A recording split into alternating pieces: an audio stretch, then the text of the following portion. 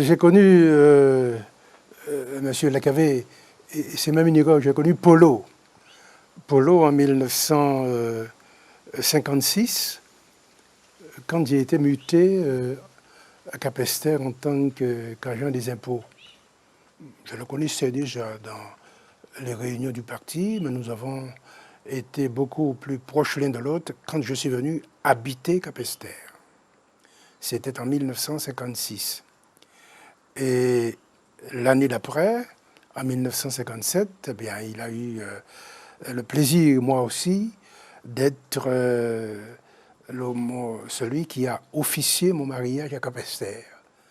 Donc, Polo, on peut dire qu'on se connaît depuis très longtemps. On est resté l'un proche de l'autre jusqu'en 1976, jour où, hélas, il nous a laissés. C'était un homme de cœur. Lorsqu'on approchait Paul Lacavé, on avait l'impression qu'on parlait à un frère. C'était le frère de tout le monde, singulièrement des travailleurs. Il avait un petit mot d'amitié pour tout le monde. Leur parlait de leur famille, de leurs enfants et de leur avenir. Par conséquent, c'était l'homme qui collait à la réalité de son pays et tous ceux qui l'approchaient avaient l'impression qu'il parlait à quelqu'un de vrai, quelqu'un qui ne manifestait à leur égard aucun complexe. C'était un homme vrai, c'était un vrai Guadeloupéen, c'était Paul Lacavé. Je suis Henri Jabot, je suis né à Capesterre, Bel-Eau. Je suis une octogénaire maintenant. Et c'est grâce à M. Lacavé que je suis entrée en mairie. Mais nous étions très jeunes, mais nous collaborions beaucoup, toute cette jeunesse avec M. Lacavé. Donc nous étions toujours avec lui en train de faire un petit peu de suivisme. Et quand je suis rentrée, il m'a mis au secrétariat et nous avons travaillé ensemble. Il voulait justement présenter son jubilé. Et j'ai préparé ce jubilé avec l'exposition de tout ce qu'il avait fait en tant que maire, en tant que conseiller général, en tant que député aussi. Et j'avais mis tout le parcours. Et avec ça, il y avait une meilleure connaissance de M. Lacavé. M. Lacavé, je garde un souvenir impérissable de cet homme, un homme d'ouverture, un homme ouvert, un homme qui aimait tout ce qui était beau, qui savait reconnaître aussi la valeur des gens. Et chaque fois, il me disait, tu entres en mairie, passe tes concours, ne reste pas là à attendre. Et c'est ça qui m'a poussé à passer mes concours, qui en Martinique, qui en Guyane, pour finir attaché principal de mairie. Mais M. Lacavé, je garde un souvenir ému de cet homme qui diffusait l'amour autour de lui. Il y a quand même beaucoup d'émotions quand on pense au souvenir de cette personnalité. Alors, Paul Lacavé est né à Capesterre Bel-Eau. Hein. Ce sont ses parents qui étaient d'origine marie-galantaise, de Saint-Louis plus précisément. Son père était commerçant à l'entrée du bourg. Sa mère était employée de maison de son père. Lui, il est né à Capesterre. Il avait le nom Mathieu à l'époque, du nom de sa mère. Et il a grandi à Capesterre dans une atmosphère un petit peu religieuse. Il a été enfant de chœur. Et il était enfant de chœur, mais ce n'est pas simplement un enfant de chœur qui vient systématiquement sans se poser de questions, mais qui était très actif, c'est-à-dire qu'il mettait ses convictions religieuses au service déjà, depuis son enfance, des plus démunis. Il parcourait la commune avec le curé et souvent il portait assistance à des personnes en difficulté. Ça a été la vie de son enfance, il a grandi. Il a même envisagé à une époque d'être curé. Il était enfant naturel, ce n'était pas possible à l'époque, hein, c'était comme ça. Et il a été par la suite porté le nom de Lacavé. Ses parents se sont mariés dans un contexte de l'époque particulier. Et puis voilà, il est allé faire ses études au lycée Carnot d'abord, à Pointe-à-Pitre. Il a eu son bac, il est parti pour Bordeaux en 1933 faire des études de pharmacie. Il s'est installé comme pharmacien à Capesterre en 1939. Et puis il a exercé cette profession de sa vie. Et étant pharmacien, il était au service de la population, y compris des gens qui n'avaient pas du tout accès aux soins et qui faisaient tout ce qu'ils pouvaient du fait de sa position de pharmacien pour porter assistance à ces personnes-là. Il a été vraiment en phase avec son peuple. C'était l'époque aussi de l'usine Marquisat où les gens étaient surexploités, mal payés et vivant dans des conditions absolument misérables.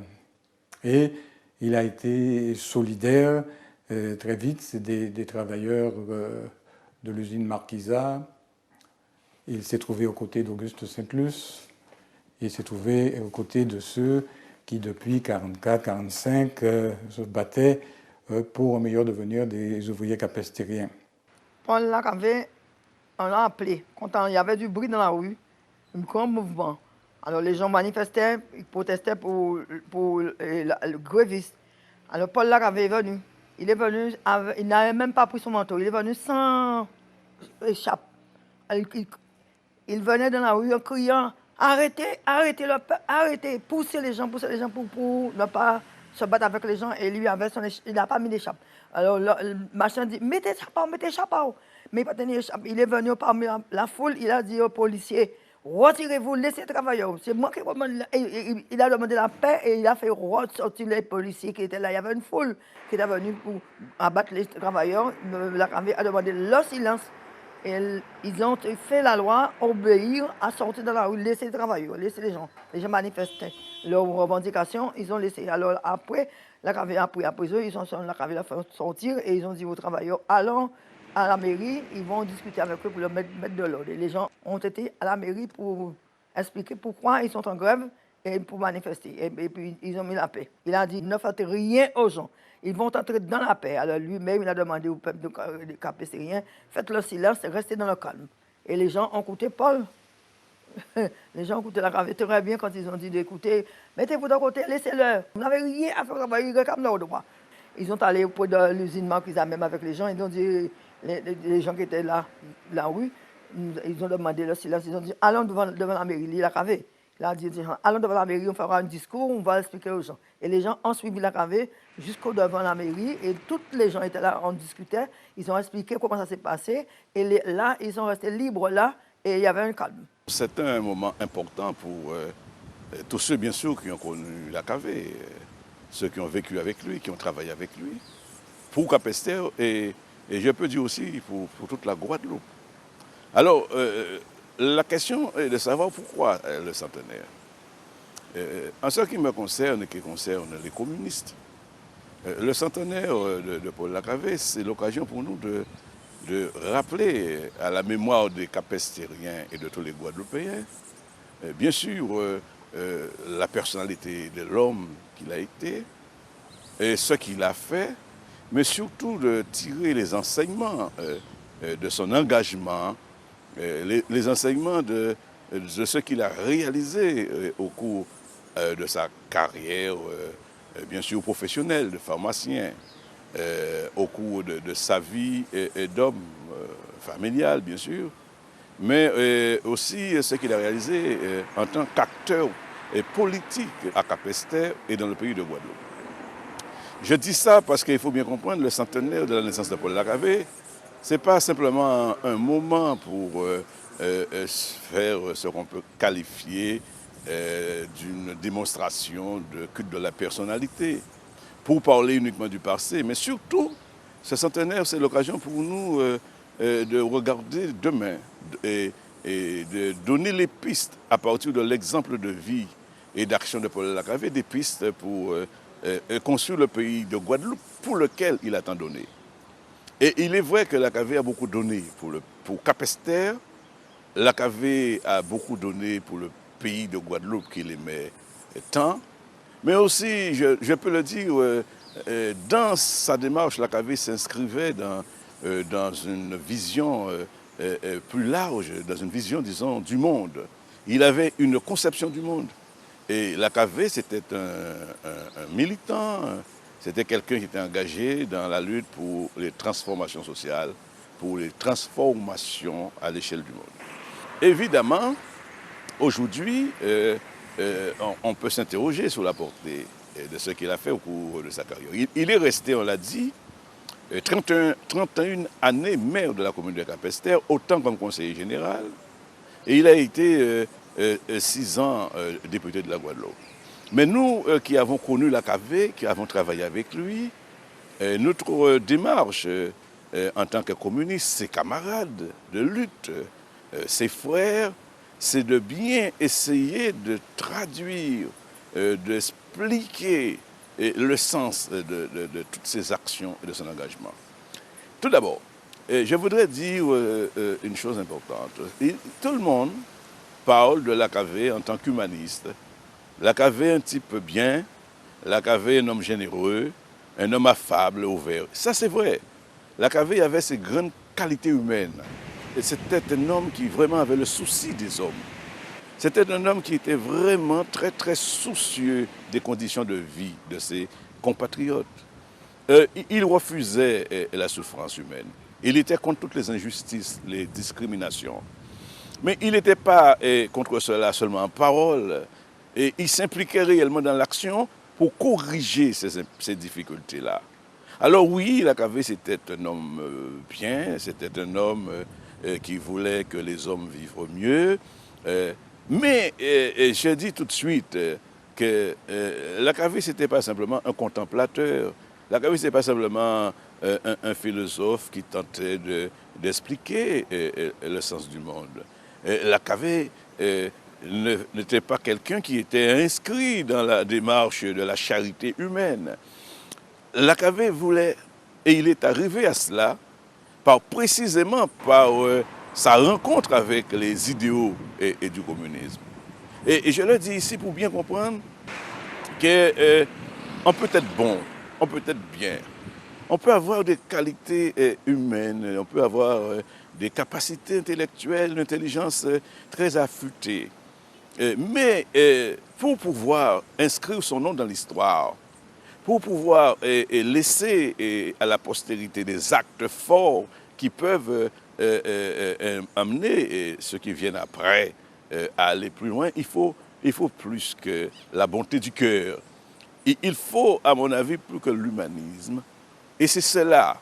Et c'est en cela que Lacavé, comme beaucoup d'autres grands hommes dans l'histoire, précisément est parvenu. C'est-à-dire, ce que je veux expliquer.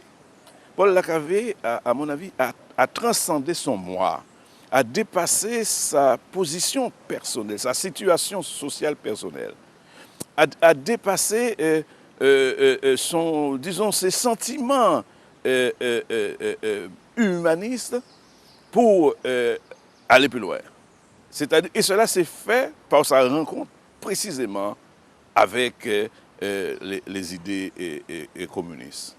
Dès que l'appel au peuple avait été publié en avril 1944 en Guadeloupe, mais Paul Lacavé était disponible, il était prêt, il était ouvert parce que ça rencontrait toute sa démarche antérieure aux côtés des travailleurs capestériens, toute son implication dans des luttes aux côtés des travailleurs des usines et des champs, alors qu'il était une personnalité, il était un pharmacien, il n'était pas un politique, il n'était pas un syndicaliste.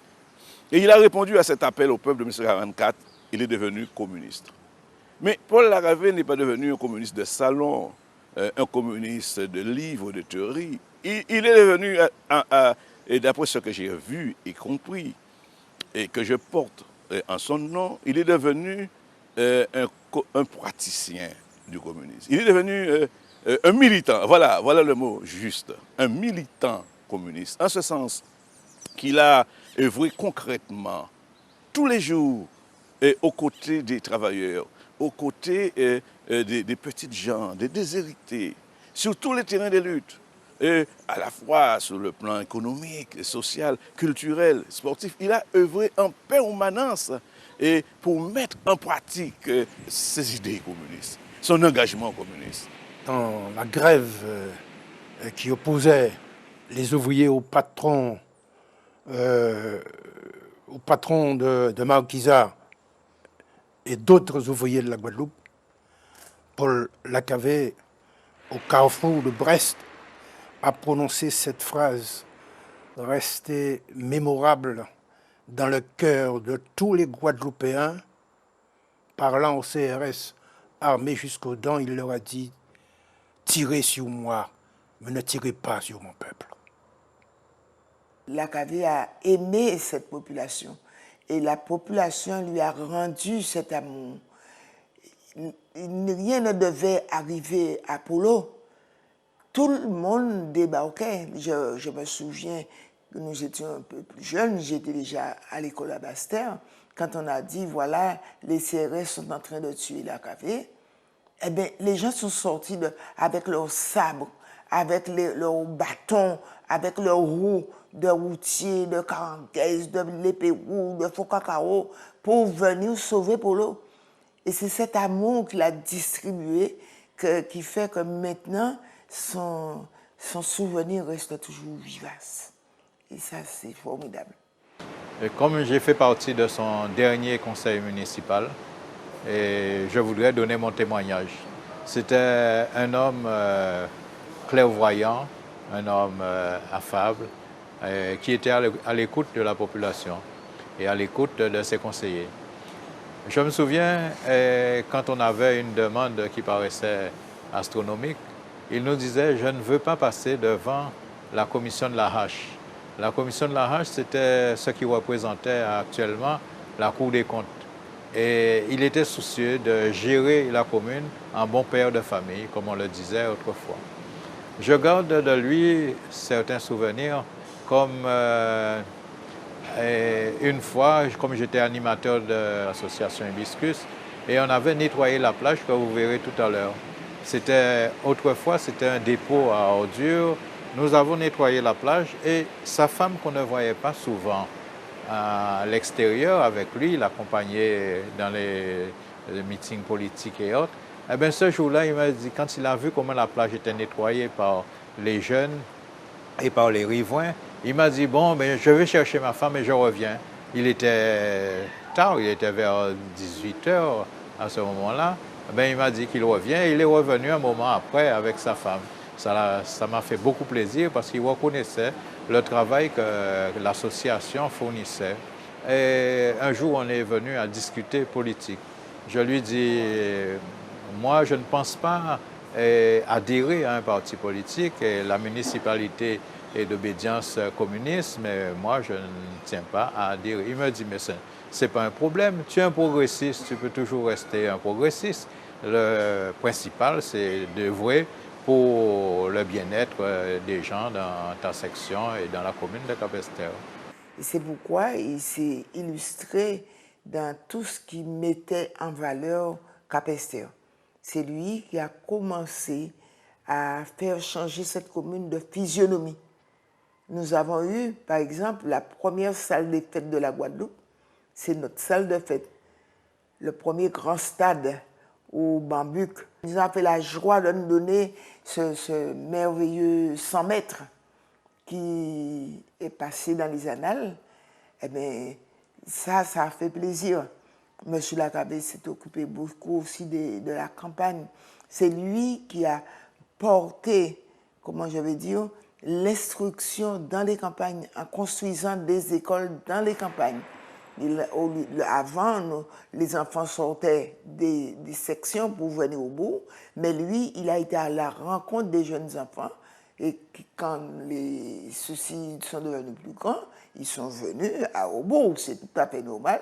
Mais c'est M. Lacabé qui a l'idée de porter l'instruction dans les campagnes en construisant des écoles. Il aimait écouter. Il aimait aussi affirmer ses positions, c'était un homme de conviction. Et d'ailleurs, quand il était par exemple au Conseil général qu'il prenait la parole, il prenait la parole avec beaucoup de conviction. Parfois, il y avait une atmosphère où les débats étaient assez houleux. Ça, c'était l'époque qu'il voulait, mais aussi les affrontements politiques étaient ceux-là.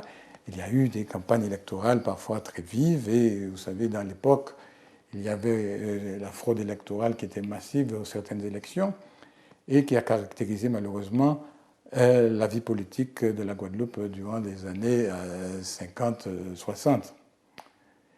Eh bien, il était donc cet homme très souriant et aussi très respectueux des autres.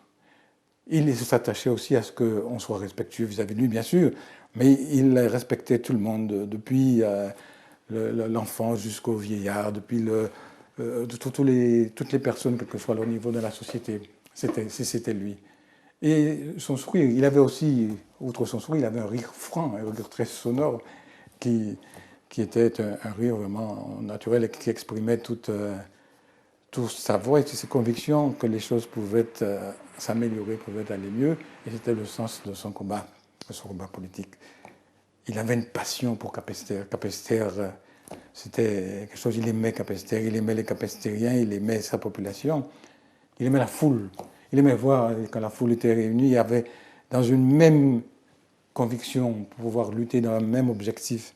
Mais tout en aimant la foule et tout ce qu'elle a comme force, il aimait aussi les individus qui la composaient.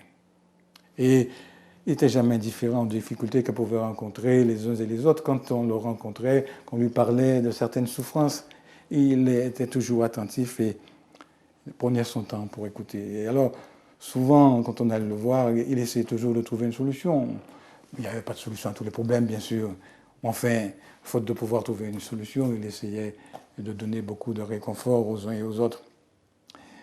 Il était pharmacien, je disais, et tous les matins, il sortait de la pharmacie, il allait à la mairie, toujours à pied, et ça lui prenait quand même pas mal de temps pour faire ce trajet-là, parce qu'à tout moment, il s'arrêtait par-ci, par-là, dire bonjour aux uns et aux autres, mais aussi discuter, et souvent, il était, comment dirais-je, abordé par certains citoyens qui exprimaient une certaine affection, ou alors lui formulaient un certain nombre de problèmes.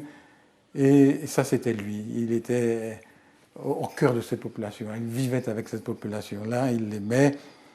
Et il avait une personnalité tellement forte et tellement reconnue dans la population qu'il a été élu avec l'appui, bien sûr, des forces syndicales et politiques, le Parti communiste, le syndicat CGT, et il a été, comment dirais-je, il est réélu jusqu'à sa mort, jusqu'en 1976.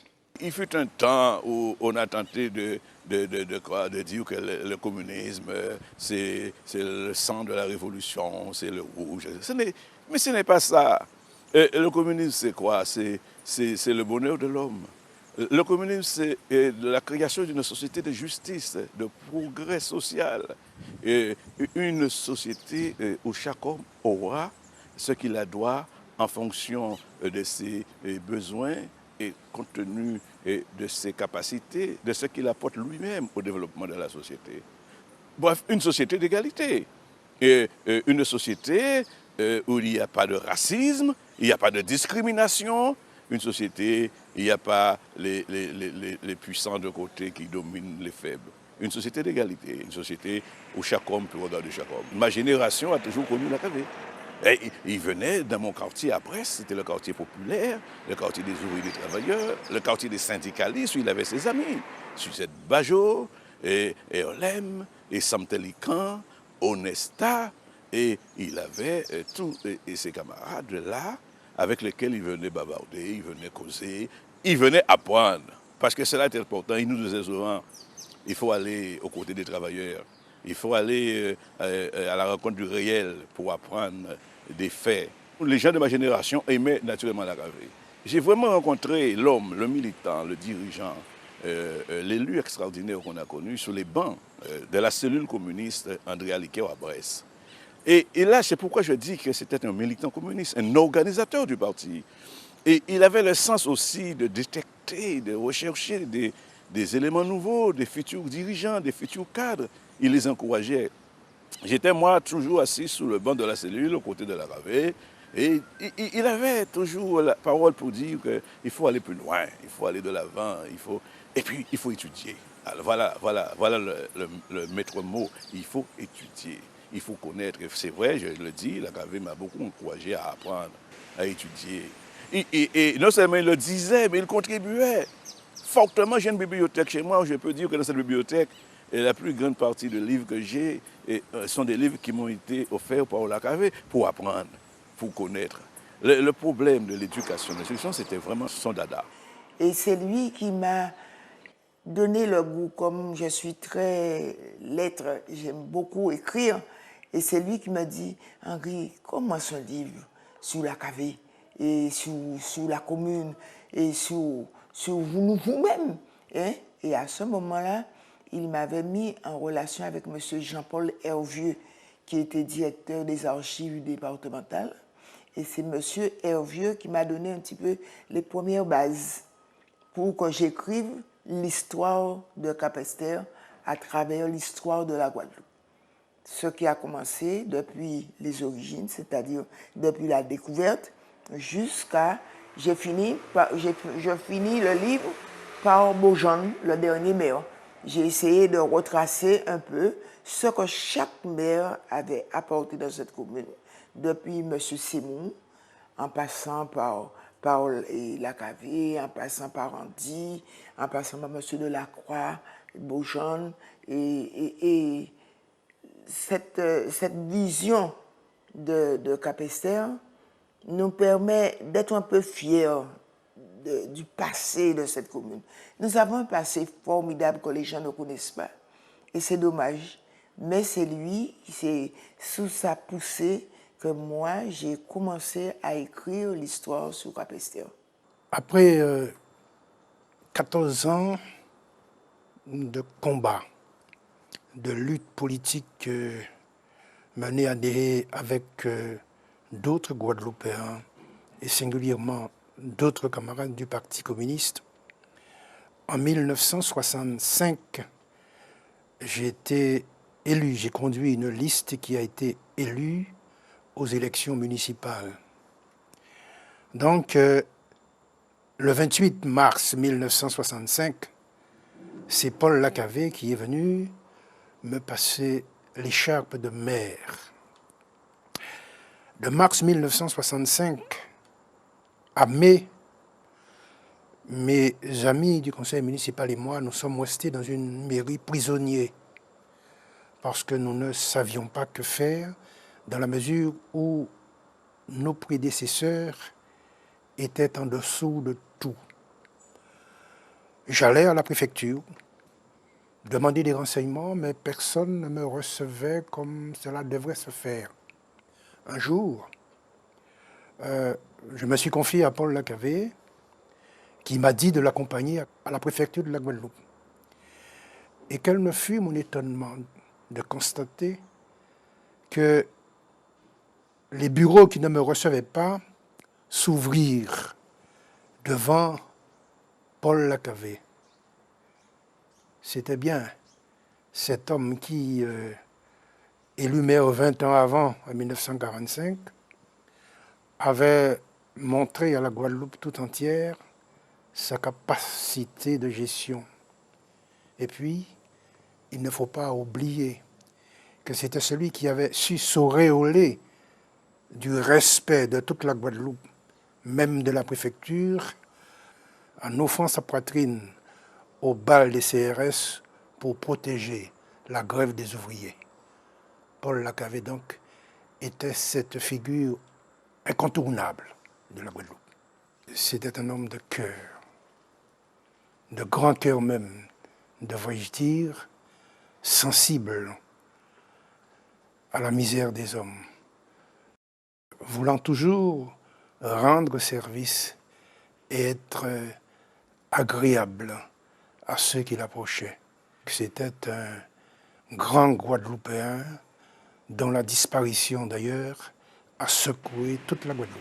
Paul Lacavé a participé avec ce qu'on appelait à l'époque à Capesterre les brigades rouges, c'est-à-dire les ouvriers les plus éclairés, avancés, déterminés, les syndicalistes les plus costauds qui voulaient se battre contre l'exploitation. Les brigades rouges de Capesterre, Paul Lacavé est avec eux sur tous les fronts de lutte, partout dans le pays. Et beaucoup de succès, beaucoup de réalisations et de conquêtes ont été obtenus avec la participation de cette brigade rouge, de ces travailleurs capestériens engagés, solides, et sous la direction de Paul Lacavé.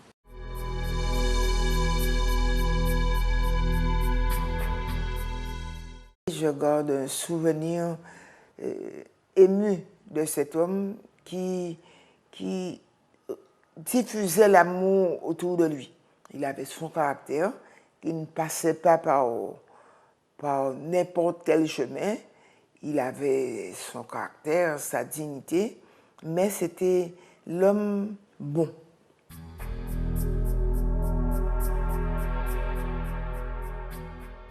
Je garderai toujours un souvenir impérissable de lui. Pour tout ce qu'il a fait pour Capesterre, parce que je n'ai pas connu son action auparavant, mais on m'a dit comment Capesterre était et comment il a œuvré pour Capesterre. Eh bien, il a fait un travail titanesque et je lui suis reconnaissant pour ça.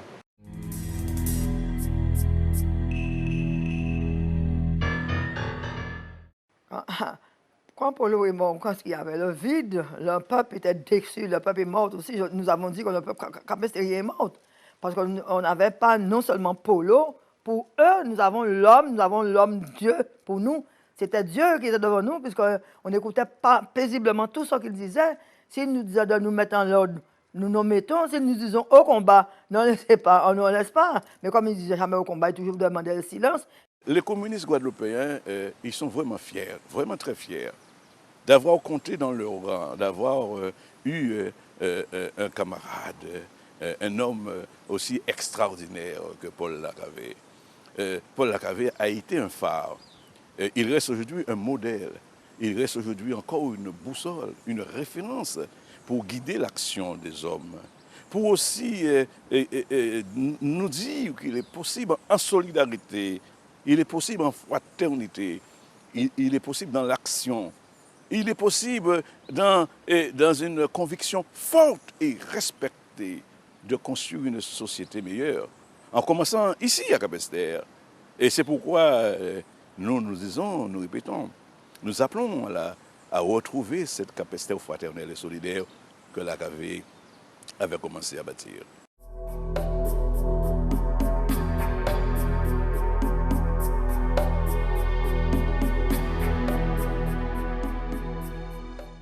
Il était toujours souriant et ce sourire qu'on voit sur certaines photos, ce n'est pas un sourire pour poser à l'occasion d'une photo, c'était sa personnalité. Il était attentif au malheur qui frappait à l'époque les Capestériens d'avoir dû être évacués en raison de l'éruption volcanique de la Soufrière. Et c'était parmi ses derniers combats. Il voulait que les Capestériens retrouvent Capesterre, ce qu'il a eu le temps de faire, et il est décédé quelque temps après, dans des, comment dirais-je, après s'être épuisé, toujours au chevet de cette population qui souffrait. Et c'était ça, sa personnalité. En tout cas pour nous, le combat de Paul Lacavé continue. C'est notre combat. Paul était un des nôtres. Il restera toujours un des nôtres. Comme il a été un homme de la Guadeloupe, il a été un capestérien de tous les capestériens, un Guadeloupéen pour tous les Guadeloupéens, un internationaliste conséquent. Mais il restera toujours un des partis communistes guadeloupéens.